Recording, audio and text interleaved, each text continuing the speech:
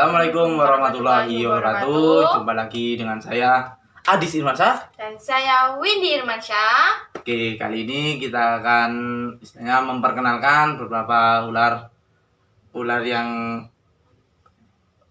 baru ya, ular baru. Dari beberapa ular ini hasil dari pemberian masyarakat, ular-ular yang masuk ke rumah ya. Kita akan memperkenalkan dari ular yang tidak berbisa hingga ular yang berbisa, dan bagaimana nanti cara menjinakkan dan juga perawatan serta cara menangkapnya. Oke, kita mulai dari ular yang tidak berbisa. Ini di sini ada ular lanang sapi, tapi masih kecil ularnya.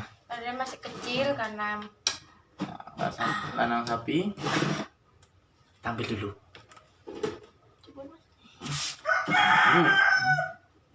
Oke, ini yang disebut dengan ular lanang sapi. Jadi modelnya seperti ini, teman-teman. Ya, untuk mata bagian kepala motifnya seperti ini ya, seperti ini. Kemudian untuk badannya ada garis 2 hitam. Terus itu sampai di sini. Tengah ya. Antara mendekati anus ya, sampai ekor itu warnanya kuning. Ya, ada yang modelnya seperti ini, jadi garisnya seperti ini, tapi biasanya sampai ekor itu ular air, bukan ular lanang sapi ya. Nah, untuk habitatnya biasanya ini di persawahan ular lanang sapinya. Lanang sapi ini jenis dia memakan tikus, burung, kadal, dan hewan-hewan kecil ya. Itu jadi ini juga salah satu sahabat petani. Oke, untuk di alam liar ular lanang sapi biasanya kalau ketemu manusia itu dia akan menghindar ya, ini ya, akan menghindar. Tapi kalau sudah kepepet dia akan menyerang dengan bentuknya es seperti itu. Dan ular ini adalah ular penipu. Nah, ini. Karena dia bisa pura-pura mati. Nah, seperti ini. Ini seperti ular mati, tapi sebenarnya dia itu gak mati. Ya itu hidup nanti kalau.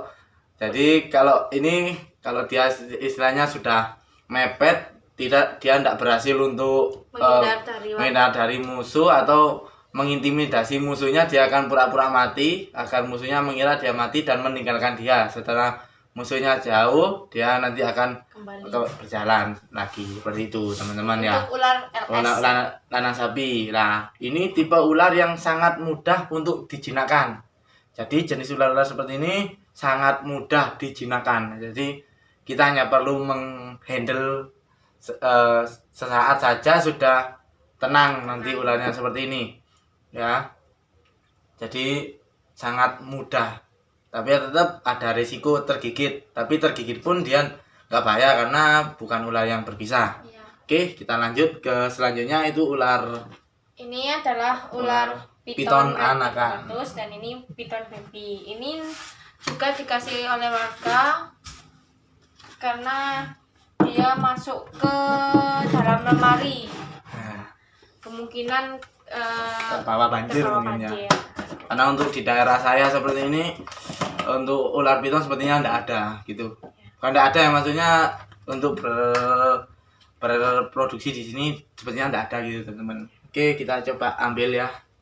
Ini ularnya ya agak liar ya. Jadi kita harus dengan tenang, hati-hati ya, supaya tenang dia. Oke, seperti ini ya. Oke, agak liar teman-teman, sebenarnya agak liar lah ya. Tapi kalau sudah sering dihandle dia akan untuk ular piton sendiri dia bisa tumbuh lebih dari 8 meter ya. Untuk punyanya Mbak Wanto Goweng itu yang terbesar itu 8 meter, itu yang dipelihara. Tapi pernah ditemukan juga sampai 16 meter di Kalimantan kalau nggak salah itu. Jadi ular ini bisa besar teman-teman ya, salah satu ular terpanjang di dunia.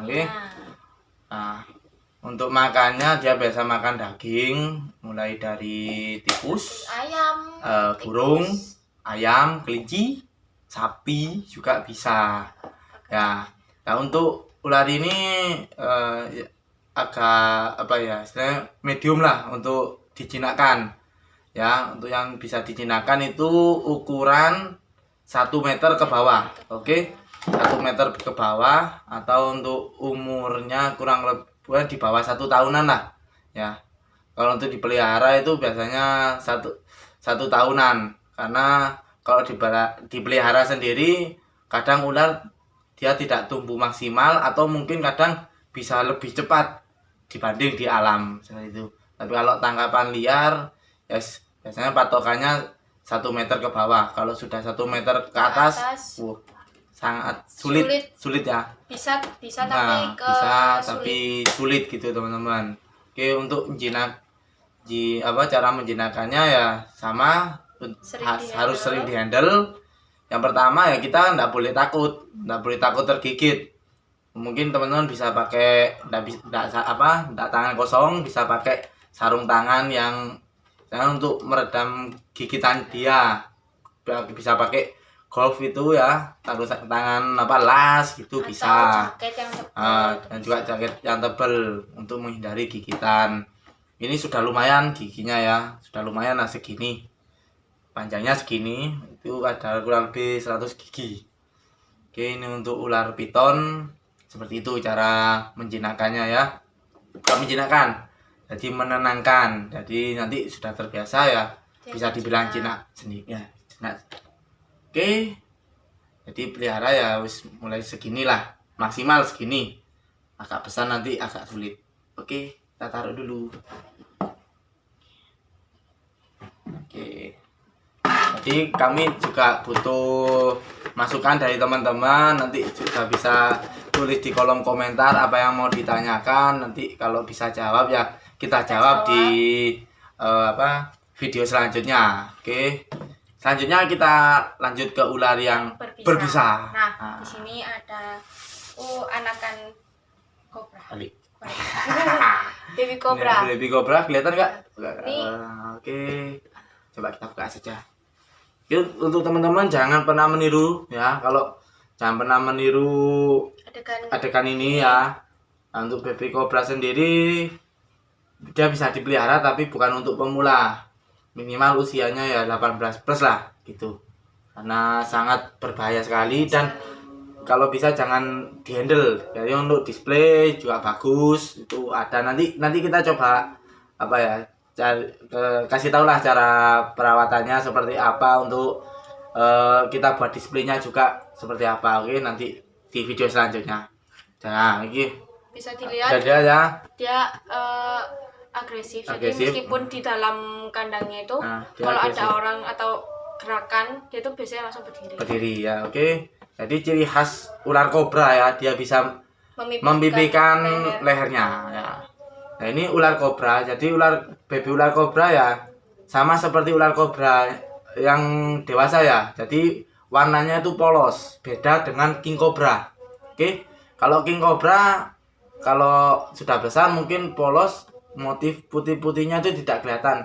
Tapi kalau masih kecil itu biasanya kelihatan antara garis hitam dan garis putihnya itu kelihatan. Ya, hampir sama seperti ular weling ya motifnya, tapi lebih kecil. Dan juga tapi untuk ular king cobra juga bisa memipihkan tedungnya. Beda sama dengan ular weling ya. Seperti itu teman-teman. Oke. Kalau untuk seperti baby ini bisanya itu sama ya kan? Sama seperti yang besar. Oke, sama teman-teman. Tapi kadang juga katanya senior saya malah lebih bahaya baby karena dia tidak bisa mengontrol saat menggigit seperti itu teman-teman. Sama racunnya juga bahaya. Jadi meskipun kecil dia itu sama. Bisanya itu sama seperti yang sudah besar.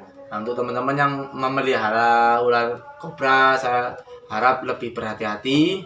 Untuk pakan itu bisa dikasih, untuk ukuran segini bisa dikasih cicak, terus kodok atau katak ya, juga tikus yang masih kecil atau anak burung seperti itu teman-teman.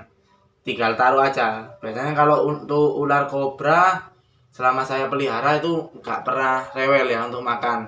Yang penting satu, jangan sering di handle atau jangan terlalu sering dilihat dulu kalau baru dapat. Kecuali nanti kalau sudah terbiasa sama kita, biarpun dilihat kadang ada yang ditaruh langsung makan, itu Itu karena terbiasa teman-teman. Oke. Mungkin mau diperlihatkan. Oh ya, dilihatkan. Oke ini.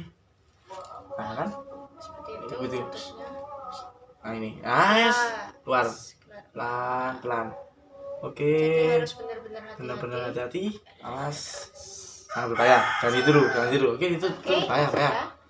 Oke, teman-teman, seperti itu pengenalan kami tentang ular-ular, beberapa ular-ular yang sering masuk rumah. Kalau untuk ular piton sebenarnya sangat jarang masuk rumah teman-teman, karena di daerah kami ya, karena memang jauh dari hutan seperti itu. Tapi memang akhir-akhir ini ada beberapa laporan ular ini masuk rumah, kemungkinan karena banjir terbawa arus sungai dari atas.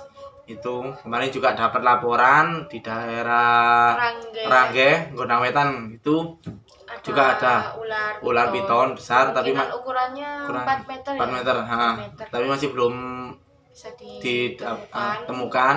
Kemarin yang didapat itu anakan, itu katanya dapat 4 ekor, yang 3 ya terpaksa dibunuh sama warga karena takut, yang 1 katanya dipelihara. Nah ini kita masih menunggu laporan untuk ya, jadi kemarin sempat dicari itu ada lubang, tapi kalau untuk dibongkar terlalu sulit lah, makan resiko juga, takutnya tidak ada, tapi kemungkinan di situ. Jadi nanti kita tetap standby untuk nunggu ada yang telepon ya dari sana. Jadi untuk teman-teman di daerah Pasuruan mungkin perlu bantuan kami juga bisa, nanti bisa hubungi di nomor bawah ini.